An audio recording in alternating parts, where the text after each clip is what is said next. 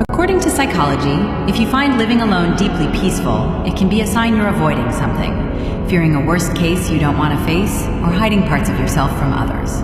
There's a real difference between quiet that heals and quiet that protects you from pain. The calm of being alone can simply be the absence of triggers. It feels safe because nothing is pushing you to meet, to argue, or to be seen. But when solitude becomes a shield, it can feed fears instead of easing them. Neurologically, this pattern involves the amygdala, the brain's alarm center, the prefrontal cortex, which helps us think things through, and the default mode network, the brain's self-story system. In safe social contact, the prefrontal cortex helps calm the amygdala and keep thoughts realistic. But when you isolate for long periods, the default mode network can loop, replaying old hurts and imagining threats, while the prefrontal cortex has less real feedback to correct it.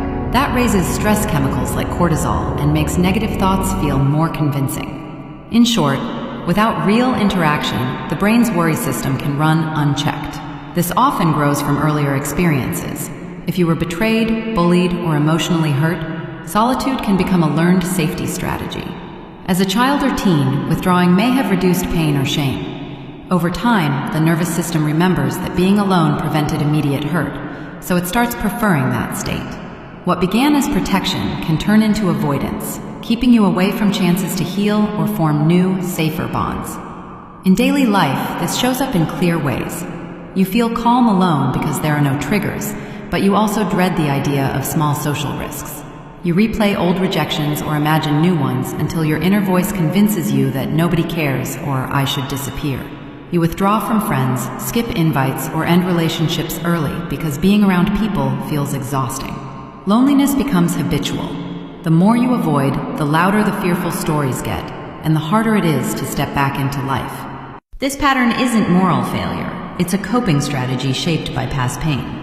The problem is when safe solitude becomes a prison, when the peace you feel is actually silence that hides fear. Not every time alone is bad. Quiet can heal.